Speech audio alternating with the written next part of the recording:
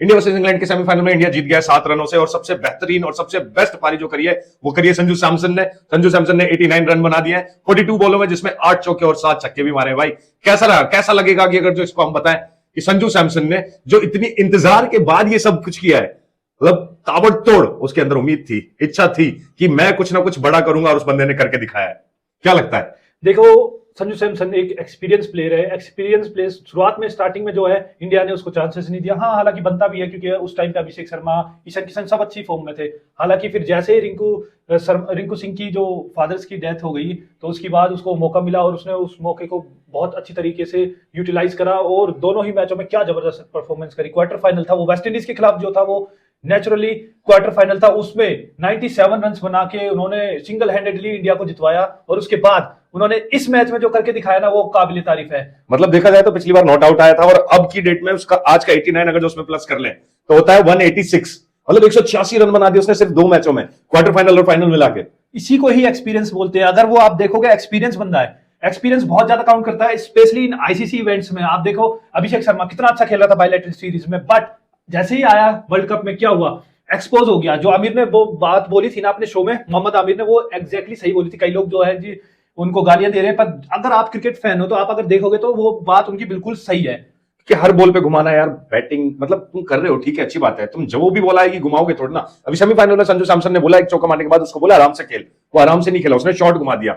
और देखा जाए तो मैं पहले ही बोल चुका हूं कि इस बंदे को इसकी जगह रिप्लेसमेंट लानी चाहिए, संजू को लाना चाहिए। मेरे ख्याल से साउथ अफ्रीका का मैच भी हम नहीं आते अगर जो संजू होता तो। नहीं, मैं इनकी बात से इत्तेफाक नहीं रखता हूं, क्योंकि अभिषेक शर्मा वो काम कर रहा है जो उसको टीम मैनेजमेंट ने बोल रखा है। उसको बोला गया, क्लियर रोल दिया गया है कि उसे ऊपर से जाके मारना है, बेशक से वो 0 पे आउट हो, 10 पे आउट हो या 100 रन बनाए।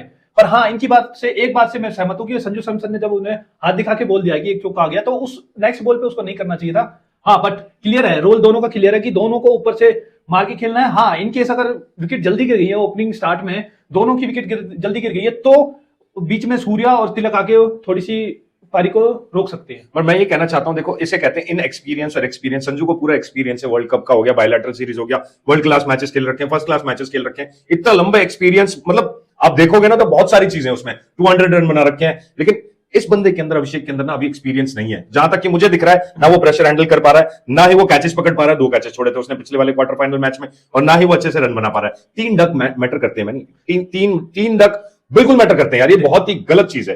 देखो, बात ये है कि वो खेल रहा था, जब उसके रन्स आए थे वो कहां खेल रहा था, बायलैटरल सीरीज में खेल रहा था ना। उस टाइम पे जितनी भी बड़ी टीमें आती है ना, बड़ी टीमें आती है, जैसे साउथ अफ्रीका आई थी इंडिया में सीरीज खेलने के लिए, न्यूजीलैंड आई थी, उस सीरीज में वो बहुत अच्छा खेला। क्यों खेला? वो अपनी एक तरीके से देखा जाए तो प्रैक्टिस करने आई थी, कि क्योंकि वर्ल्ड कप आपको पता है इंडिया में होने वाला था। मतलब उन्होंने अपनी सी टीम भेज रखी थी। सी टीम नहीं थी, टीम तो सही, सारी सही थी, पर वो प्रैक्टिस कर रहे थे कि कैसे क्या करना है, सारी चीज देख रहे थे। तो वो सारी प्रैक्टिस करने के बाद फिर वो जाके, आपने देखा साउथ अफ्रीका और न्यूजीलैंड अभी कितना अच्छा खेले थे। इवन तो साउथ अफ्रीका बाहर हो गई है, पर आप देखो साउथ अफ्रीका नंबर 1 टीम तो पूरे वर्ल्ड कप में साउथ अफ्रीका ही दिख रही थी। एक मैच खराब हो जाता जैसे कि मैं कह रहा हूं साउथ अफ्रीका अगर जो आगे आती तो हम भी हार सकते थे, मुझे ऐसा लग रहा है। नहीं, मुझे इतना लग रहा है कि अगर साउथ अफ्रीका और इंडिया का फाइनल होता ना, तो इंडिया 100% जीतता। अब चौकर्स है वो, इसीलिए। और हाँ, एक चीज और होने वाली है, जैसे अभी स्टार स्पोर्ट्स में कहा जा रहा है ना, कि जैसे ऐसा कभी नहीं हुआ कि अपने होम ग्राउंड पे किसी ने भी वर्ल्ड कप नहीं जीता, T20 वर्ल्ड कप, और लगातार एक जीतने के बाद दूसरा वर्ल्ड कप किसी ने नहीं जीता। ये बात तो सबको पता है, पर एक चीज और रह रही है जो किसी को नहीं पता है। वो चीज है कि न्यूजीलैंड से इंडिया कभी जीता नहीं है T20 वर्ल्ड कप में। ठीक है, अब ये फाइनल जो मैच है वो आपका वर्ल्ड कप के लिए भी हो जाएगा, लगातार दूसरा वर्ल्ड कप, प्लस इंडिया में होम ग्राउंड में कोई कंट्री नहीं जीती, और प्लस तीसरा न्यूजीलैंड को हरा के वो जिंक्स भी खत्म करना है। अच्छा, ईशान किशन की बात करें, 19 बॉलों पे 39 रन बनाए उसने यार, क्या शानदार बैटिंग करी है। मतलब मुझे ऐसा लगता है पर्सनली कि अभिषेक शर्मा को 3rd नंबर पे भेजना चाहिए, ईशान को और उसको संजू सैमसन को ओपनिंग करानी चाहिए। तो मेरे ख्याल से ये पार्टनरशिप काफी लंबी और काफी अच्छी चल सकती है। नहीं, मेरे हिसाब से अभिषेक की जगह ओपनिंग ही है। ओपनिंग के बाद वो मुझे नहीं लगता कि वो खेल पाएगा, क्योंकि स्पेशली आप देखोगे ना, पावर हिटर बना सकते हैं उसको, पावर हिटर बना सकते हैं, पर उसे स्टार्टिंग में ना जो 30 गज का दायरा होता है ना, उसमें जब उसके लगती है ना शॉट, उसके बाद उसको फॉर्म बनती है, तो फिर वो मुझे लगता है कि वो अच्छी तरीके से हिट करके बाउंड्री पार कर सकता है। पर जब अगर उसे लेट भेजोगे ना, वो स्टार्टिंग से ही घुमाने जाएगा और फील्डर्स बाहर होंगे, तो मुझे जितना लगता है तो वो आउट हो सकता है कैच बाउंड्री पे। चलो, बहुत अच्छी बात है। अगर जो हम बात करेंगे अभी अक्षर पटेल की, क्या शानदार कैचेस यार, मतलब वंस इन अ वाइल ऐसे कैचेस होते हैं, जैसे कि उसने अभी बाउंड्री पे जाके शिवम दुबे को पकड़ा दी थी बॉल, नेक्स्ट लेवल। उसके अलावा रिवर्स में भाग के कैच करना मेरे ख्याल से तो बहुत ही ज्यादा मुश्किल होता है, और बहुत ही कम लोग कर लेते हैं। लेकिन ये जो बापू है ना, बापू मतलब इसने साइमन कमीशन गो बैक के नारे लगा ही दिए वहां पे जाके ग्राउंड में। आप बापू की बात कर रहे हो, इससे पहले जो वेस्ट इंडीज से मैच था, आपने इंडिया की फील्डिंग देखी थी, क्या हो रहा था? इंडिया के जितने भी प्लेयर्स थे ना उस टाइम पे वो सारे कांप रहे थे, उनको थोड़ा थोड़ा सा डर था, कांपने नहीं कह सकते, उनको थोड़ा थोड़ा डर था कि अगर हम हार गए तो क्या होगा, इसलिए उनकी जितनी भी कैचेस थी वो ड्रॉप हुई थी। पर यहाँ पे भी सेम वही बात, एक्सपीरियंस काउंट होता है। अक्षर पटेल को बहुत एक्सपीरियंस है और वो सच बताऊं तो बहुत बहुत ही जबरदस्त फील्डर है। हार्दिक पांड्या हो गया, अक्षर पटेल हो गया, दो सबसे बहुत अहम फील्डर है इंडिया की टीम में। और आप जो कह रहे हो ना कैचेस की बात, उनके जो कैचेस है ना उन्होंने 3 पकड़े हैं। और जो पहली कैच थी ना वो भी आप उसको हल्के में ना लें, क्योंकि वो जो ऊपर गई थी ना, ऊपर स्पेशली सेमीफाइनल में इतना दबाव है और स्टार्टिंग में कैच खड़ी हो जाती है, तो उसके बाद वो कैच लेना बहुत डिफिकल्ट है। हाँ ठीक है, वो तो आपको सबको इजी लगा होगा, पर वो डिफिकल्ट है। पर जो तीनों उन्होंने कैच लिए ना, उनमें सबसे बेस्ट जो उसकी कैच थी वो थी हैरी ब्रूक्स की, क्योंकि आप ऐसे भाग रहे हो और बॉल ऐसे डिप हो रही है, वो कैच लेना अनबिलीवेबल था सच्ची में यार। एक नंबर कैच था, एक नंबर कैच था। बट मैं बात करूंगा यहाँ आकर कि हैरी ब्रूक ने अपनी ऐसी तैसी करवा ली, मतलब संजू सैमसन का कैच छोड़ के, जहां संजू सैमसन का कैच छोड़ दिया वहीं हैरी ब्रूक की ऐसी तैसी हो गई, पूरा मैच ही पलट गया। पूरी ऐसी तैसी कैसे कह सकते हैं कि भाई इंग्लैंड को कहां जाना था और कहां से कहां पहुंच गया अपने वापस घर पे। आप कह सकते हैं ये भी एक टर्निंग पॉइंट है वैसे मैच में देखा जाए, बट ये मैच है, क्रिकेट मैच में ऐसा होता रहता है, उसकी भी कोई गलती नहीं है, कोई भी आप जान के कोई कैचेस नहीं छोड़ता। इवन उन्होंने प्रेस कॉन्फ्रेंस में आके भी उन्होंने ये बोला कि हैंड्स अप कर दिया कि भाई मेरी वजह से वो कैच छूटा, उसके बाद बहुत एक्सेप्ट कर लिया उसने। एक्सेप्ट कर लिया, तो देखा जाए तो कुछ नहीं, उसमें कुछ नहीं कह सकते, होता रहता है, ये क्रिकेट है भाई। मेरे ख्याल से देखो, मैं बात करूंगा वरुण चक्रवर्ती की, 64 रन 4 ओवर में, मतलब 16 रन प्रति ओवर। भाई ये तो मतलब सोचा ही नहीं था किसी ने कि मतलब आईसीसी का नंबर 1 का जो बॉलर है वो ऐसे ऐसे रन दे रहा है। वो मैं इसी मैच की बात नहीं करूंगा, इससे पहले भी 2-3 मैचेस में दिए उसने, जो कि मुझे लगता है बिल्कुल गलत है। लगातार 3 छक्के खाना, बटलर, वो भी बटलर जो इनफॉर्म ही नहीं है, मतलब वो बंदा उससे 3 छक्के खा के और उसके बाद उसको विकेट ले रहे हो यार।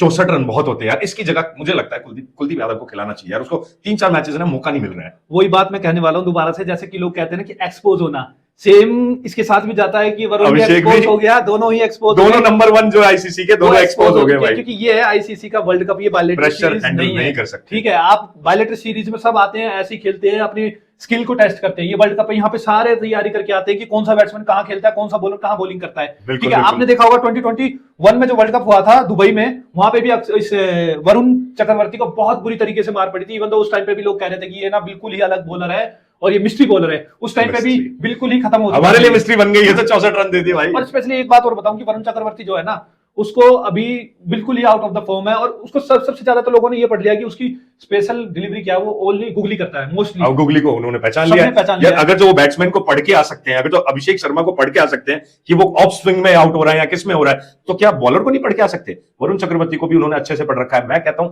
फाइनल में वरुण चक्रवर्ती को बिठा के कुलदीप यादव को लाना ही चाहिए। देखो, मैं इसमें थोड़ा सा आपके साथ सहमत भी हूं और नहीं भी हूं, क्योंकि मुझे मेरे को जैसा ऐसा लगता है कि कहीं ना कहीं वरुण चक्रवर्ती, स्पेशली न्यूजीलैंड के खिलाफ ना, न्यूजीलैंड जो है ना थोड़ी सी स्पिन को थोड़ी सी कम खेलती है, स्पेशली जो उनके ओपनर्स है ना।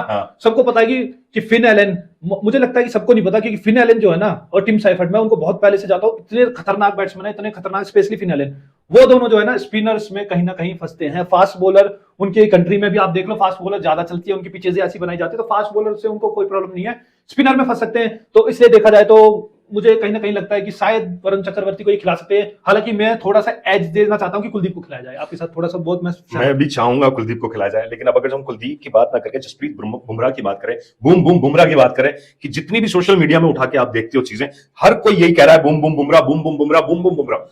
यहां तक कि संजू सैमसन ने भी बोला ये भाई प्लेयर ऑफ द मैच का अवार्ड जो है ना वो मुझे नहीं जाता, वो जसप्रीत बुमराह को जाता है। क्या वर्ल्ड क्लास प्लेयर है यार, क्या वर्ल्ड क्लास, अपनी जनरेशन का वर्ल्ड क्लास प्लेयर है यार। मैं एक चीज कहना चाहूंगा कि अगर जो इस टीम में से जसप्रीत बुमराह को बाहर निकाल दो ना, ये टीम मैं कह रहा हूं कि सुपर 8 तक भी नहीं जा पाएगी। सुपर 8 तक नहीं जाएगी। पर मैं आप कह रहे हो ना वर्ल्ड क्लास बॉलर, ठीक है, मैं भी मानता हूं वर्ल्ड क्लास बॉलर है और उन्होंने बहुत अच्छी बॉलिंग करी है, पर मैं स्टिल बिलीव करता हूं कि ये उनका ना अभी तक वो बेस्ट परफॉर्मेंस नहीं है, अभी भी उनके बेस्ट परफॉर्मेंस बहुत दूर है। सच बताऊं तो मैं, ये अभी उनका कुछ भी नहीं है, अभी वो कुछ भी नहीं कर रहे हैं, उनका बेस्ट परफॉर्मेंस और ज्यादा अच्छा है, हालांकि उन्होंने बहुत अच्छा करा है, बहुत ही ज्यादा। बट यार शिवम दुबे के साथ ना मेरे ख्याल से बहुत ही गलत हो रहा है, या तो उसका लक खराब है या तो उसके साथ हमेशा ऐसा होता ही है। रिंकू सिंह ने उसको 2 बार रन आउट करा दिया, इस बार हार्दिक पांड्या ने भी उसको रन आउट करा दिया यार। मतलब अफसोस की बात है यार कि ये बंदा जो मतलब बढ़िया खेल रहा है, जिसको भेजा गया है कि तू मार के खेल वहां पर जाके, और उसके साथ ऐसा हो रहा है यार।